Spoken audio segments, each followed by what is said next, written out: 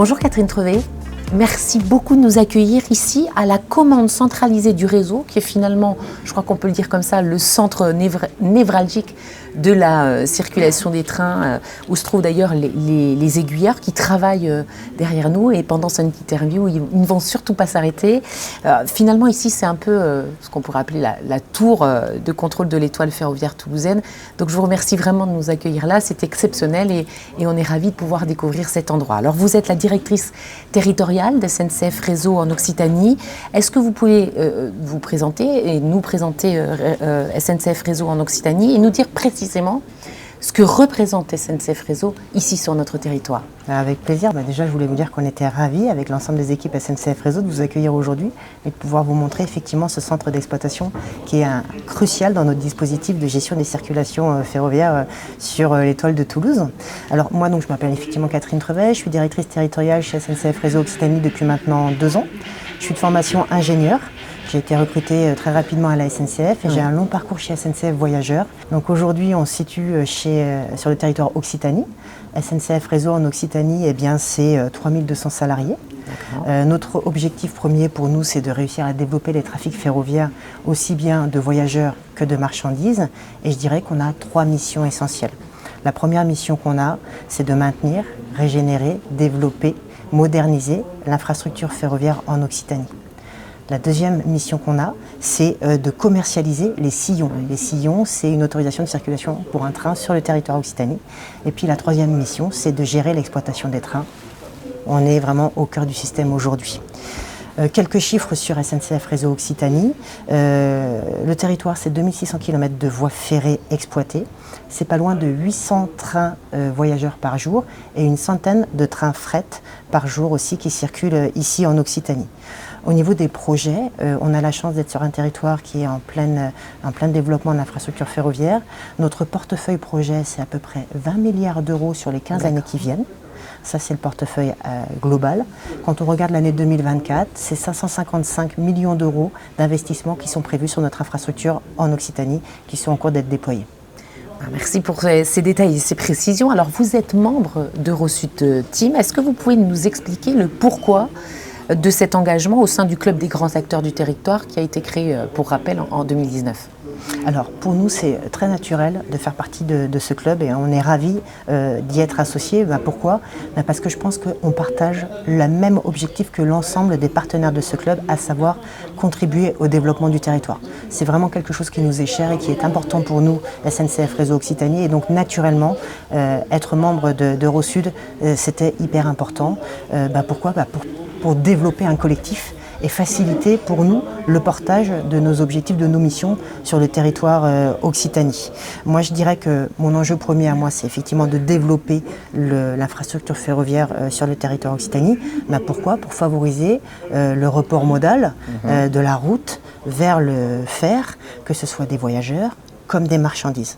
Et pour faire ça, eh bien, j'ai disons 2 leviers principaux. Le premier levier pour réussir à favoriser le report modal, c'est d'améliorer la performance de mon infrastructure et donc la qualité de service offerte aux voyageurs ou aux chargeurs. Et ça passe par de la régénération de l'infrastructure, mais aussi par des plans d'action musclés pour réduire les causes d'irrégularité des trains en associant les autorités organisatrices et les entreprises ferroviaires. Ça, c'est mon premier levier. Oui. Mon deuxième levier, bien évidemment, c'est porter en qualité les projets d'investissement sur les infrastructures ferroviaires. Et ici, en Occitanie, j'ai des gros enjeux parce qu'on a la particularité d'avoir beaucoup de grands projets. On a la particularité d'avoir 2 projets de lignes nouvelles, Bordeaux-Toulouse et Montpellier-Perpignan.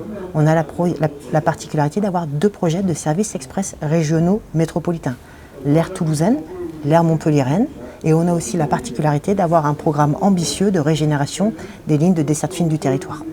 Alors justement, on va en parler de ces grands projets. Je vous propose qu'on évoque ensemble les LGV d'Occitanie.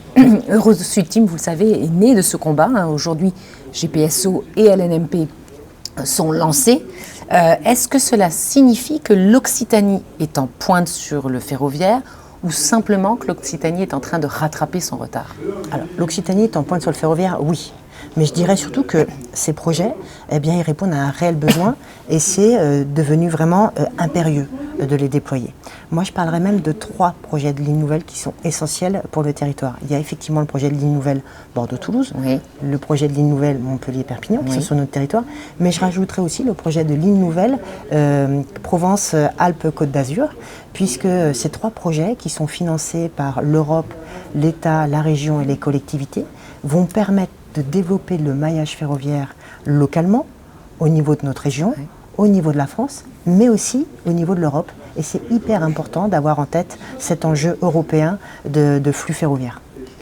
Vous avez raison, effectivement. Alors, quand on parle des LGV, on parle aussi d'aménagement du territoire, une notion, l'aménagement du territoire, qui est chère à Eurocity, mais je dirais même que c'est dans son ADN. C'est également dans l'ADN de SNCF Réseau. Quels sont, selon vous, les atouts et les points d'amélioration de notre territoire? Alors, avant d'évoquer ça, je voulais quand même revenir sur les lignes nouvelles, sur 3 dynamiques importantes, parce que ça fait partie des atouts que vous évoquez, mais j'aurais d'autres atouts à vous évoquer. Mais les lignes nouvelles, pour moi, c'est un énorme atout parce qu'elles apportent 3 dynamiques essentielles. La première dynamique, c'est une dynamique sur plus de mobilité. Oui. À travers ces lignes nouvelles et ces doublés de lignes, on va pouvoir augmenter les trafics grande vitesse, bien évidemment, mais on va aussi pouvoir augmenter les trafics du quotidien et les trafics marchandises parce que ces lignes nouvelles vont pouvoir venir libérer de la capacité sur les lignes classiques qui sont en partie déjà saturées et donc redonner de l'opportunité de faire circuler de nouveaux trains aussi bien du quotidien que de marchandises. La deuxième dynamique que vont générer ces 2 lignes nouvelles, c'est une dynamique économique. Il faut savoir que ces lignes nouvelles, en termes d'emploi, la ligne nouvelle Bordeaux-Toulouse, c'est 10 000 emplois prévus en face de ce projet. La ligne nouvelle Montpellier-Perpignan, c'est 5 000 emplois prévus en face de cette ligne nouvelle. Donc ces lignes nouvelles vont venir créer une dynamique économique sur le territoire qui va aussi, à travers la phase de construction de cette ligne nouvelle, se ressentir avec les fournisseurs, les constructeurs de la ligne nouvelle qui vont être aussi amenés à recruter, à former, à consommer sur le territoire et donc créer une réelle dynamique économique.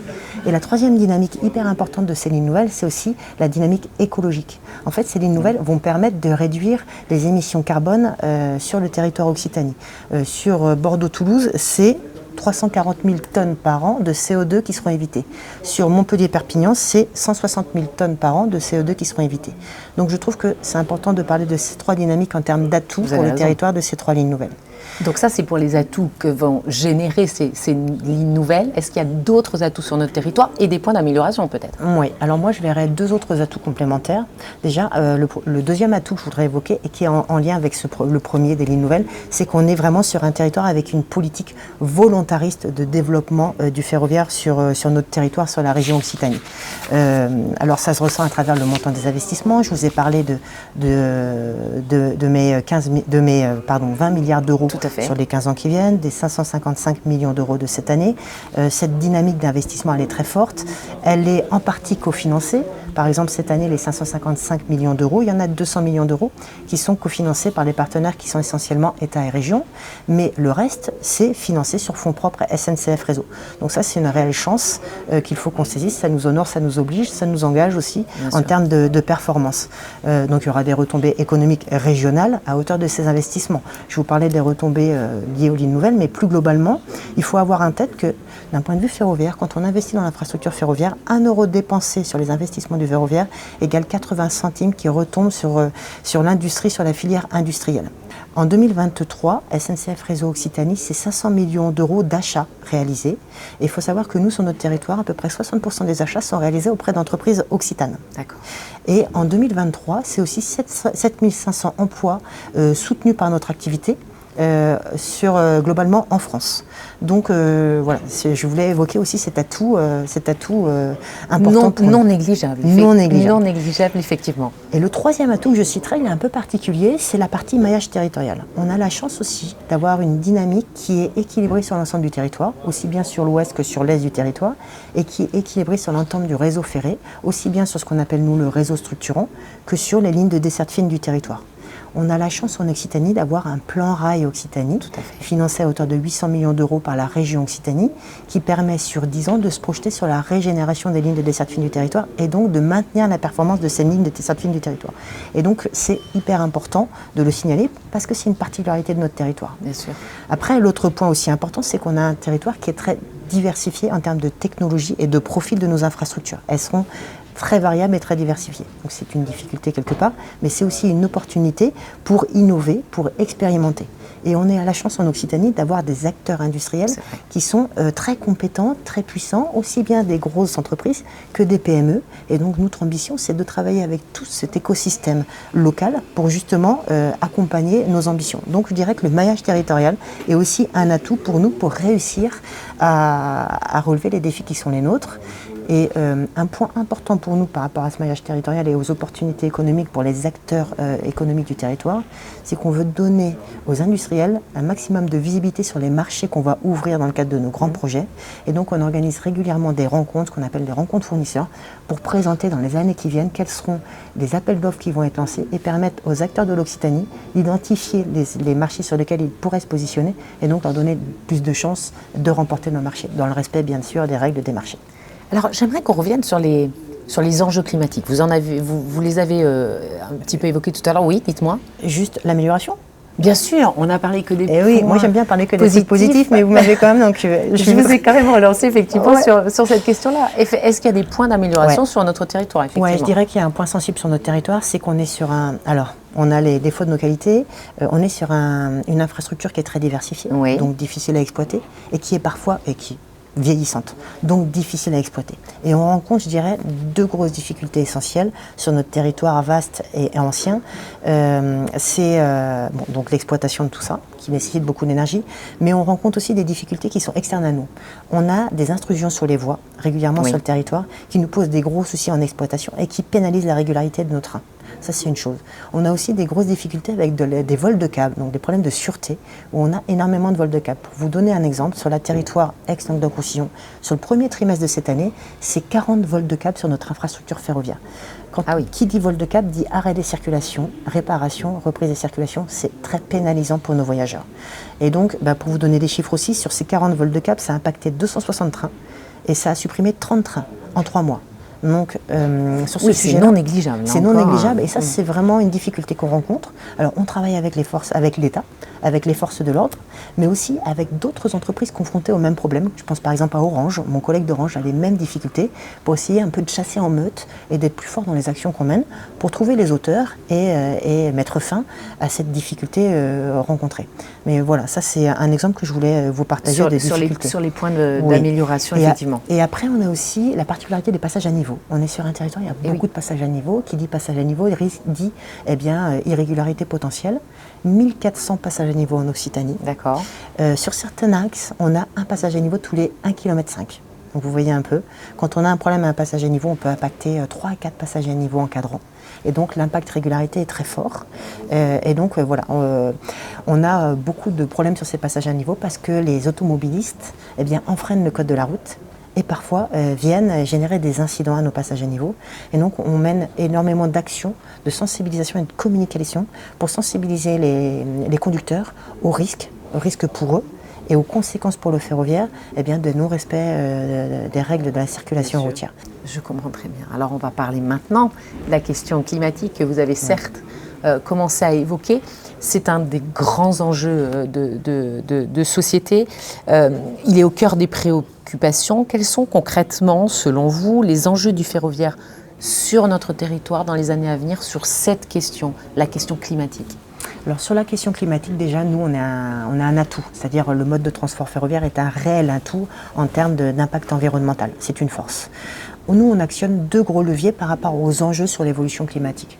Le premier enjeu, c'est la résilience de nos infrastructures face aux évolutions climatiques. Et sur ces sujets de résilience, on mène des études et on mène des expérimentations pour voir comment rendre plus résiliente notre infrastructure ferroviaire aux évolutions climatiques, sachant que l'Occitanie est très vaste et que nous, finalement, l'évolution climatique, on a des conséquences qui sont différentes de part et d'autre du territoire. Je vais vous prendre l'exemple de l'étoile toulousaine avec son quart nord-est, où on est sur des sols argileux. avec les gros épisodes pluvieux, les sols se gonflent comme des éponges. En cas de sécheresse, les sols se rétractent et créent des fissures. Notre plateforme ferroviaire bouge et on a ce qu'on appelle des zones sensibles et on est limité dans l'exploitation ferroviaire. Si on va sur l'arc méditerranéen, là on va être confronté à la problématique de montée des eaux et des embruns par exemple. Donc voilà, donc on mène beaucoup d'expérimentations et d'études pour essayer de mener des actions pour rendre plus résiliente notre infrastructure. Ça c'est le premier levier. D'accord. Le deuxième sujet, il est lié à nos projets. Là on est plus sur des enjeux d'éco-conception. Quand on conçoit nos projets, notre objectif premier maintenant aussi, c'est de limiter les émissions carbone de la phase travaux et c'est aussi de travailler pour avoir des émissions carbone limitées. Et donc on va avoir un levier fort qui est ce qu'on appelle l'éco-conception. Oui. Dès la conception de nos projets d'investissement ferroviaire, on se pose la question de comment on peut éco-concevoir. Je vais vous donner deux exemples. Sur le plan rail, pour la régénération des lignes de desserte fine du territoire, désormais, systématiquement, on se pose la question de réemployer des matériaux issus des suites rapides qu'on mène sur le réseau structurant. On les analyse, on les vérifie, on les contrôle et on s'assure qu'ils sont réemployables en qualité. Et on réinjecte ces matériaux déposés du structurant sur les lignes de desserte fine du territoire. Donc on est très en amont. On fait du réemploi, très en amont, en éco-conception. On se pose la question du réemploi pour rebasculer des matériaux sur d'autres lignes et leur donner une deuxième vie. Ça, c'est l'éco-conception. Mais dans nos projets aussi, on a un autre levier qui est très intéressant. C'est la démarche qu'on appelle ERC. Éviter, réduire, compenser. Quand on porte des grands projets de lignes nouvelles, par exemple, systématiquement, on doit se poser la question de l'empreinte environnementale de ces projets, puisqu'on veut venir consommer du foncier. Et donc notre première démarche est d'éviter d'impacter l'environnement. La deuxième démarche est de réduire, quand on ne peut pas éviter, de réduire l'impact environnemental. Et la troisième démarche, si on ne peut pas réduire, s'il en reste, on va compenser l'impact environnemental. Et donc on est très dynamique sur cette démarche ERC. Alors j'ai une dernière question rapidement, on va revenir sur l'actualité de SNCF Réseau. Vous avez récemment annoncé un plan d'investissement en Occitanie. Comment justement SNCF Réseau va contribuer au développement du ferroviaire dans les années à venir, qu'il s'agisse des trains du quotidien ou même du fret ferroviaire qui est aussi l'un des chevals de bataille de Rossultim, on le sait.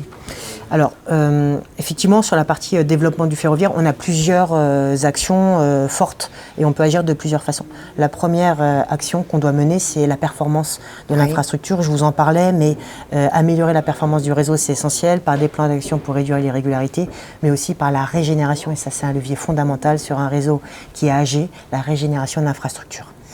Le deuxième levier important pour nous, c'est en portant la maîtrise d'ouvrage des projets d'investissement de l'infrastructure.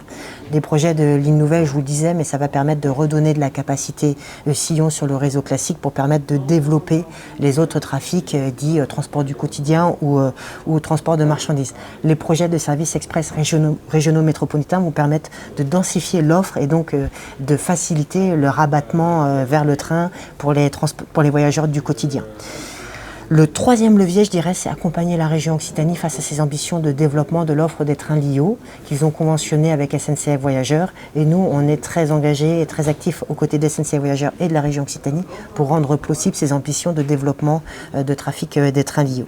Et puis, le dernier levier, pour moi, c'est de mener des actions pour permettre de développer les trafics marchandises.